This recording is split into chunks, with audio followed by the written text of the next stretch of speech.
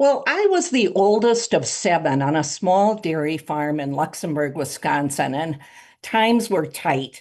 Milk prices were low, and I had to pay for my entire college tuition. So one day, I was reading the Algoma Record Herald, and I found a job. It was at the Algoma toilet seat factory.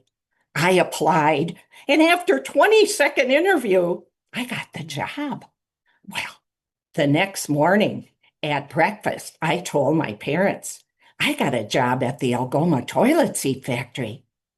Dad shook his head and said, Ugh, I heard that's rough and tough work. You're not very strong, and I don't think you're going to survive.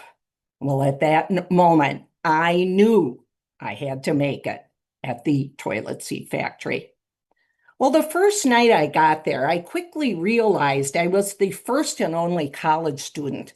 The gals at work there were rough and tumble.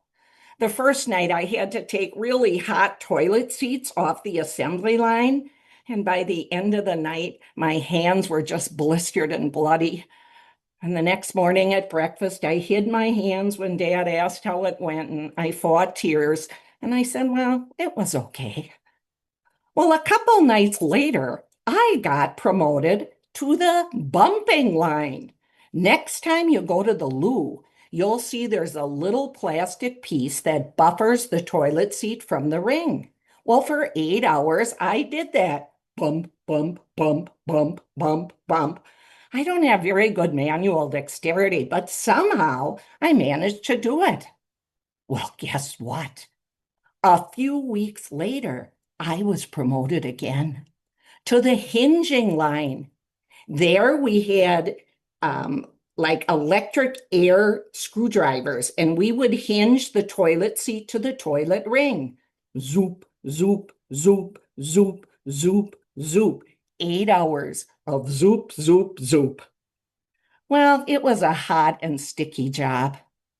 And then came August and my crappiest night at the Algoma toilet seat factory. That night we were hinging away. The bowels of the toilet seat factory were just wet with humidity.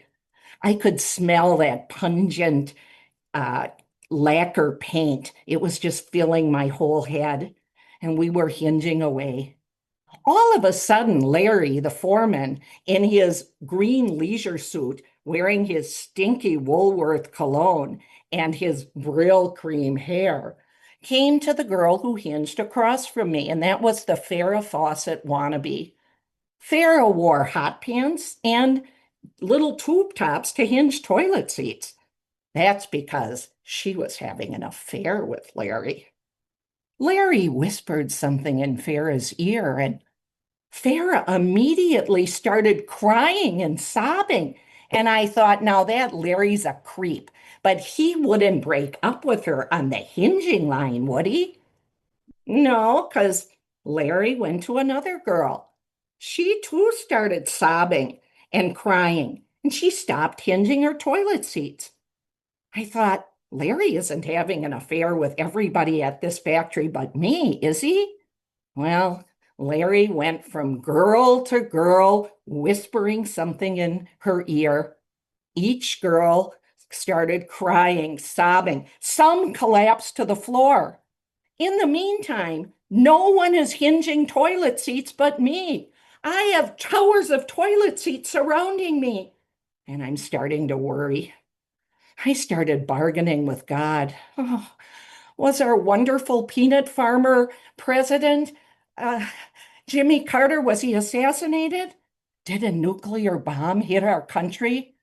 Oh, I kept hinging, and Larry went on, girl after girl whispering, and girl after girl was sobbing and crying. Finally, Larry got to Catherine, the girl before me. Now, she was a little tough redhead. She had been married 3 times and she was only 24. Toughest girl I know. I never heard the word sex in my Catholic family, but I heard a lot about sex from Catherine. Larry whispered something in her ear, and even tough little Catherine started sobbing and crying. Well, in the meantime, I'm hinging, zoop, zoop, zoop, zoop, zoop, zoop. Tears of perspiration, salty tears are running across my face, and I'm tasting them. I can hardly see. My hands are bloody and blistered, but I'm zoop, zoop, zoop, zoop. I can do this. Please let it not be too bad of a catastrophe. And I feel Larry coming toward me, and I feel his hot breath in my ear, and he whispers it. And this is what he whispers. You see, it was August 16th, 1977. And what Larry said to me was, Elvis Presley has died. Now, I like Elvis Presley, but I have to admit, I looked up at God and kind of smiled. And then I looked at the other girls and gave them their toilet seats to hinge. Thank you.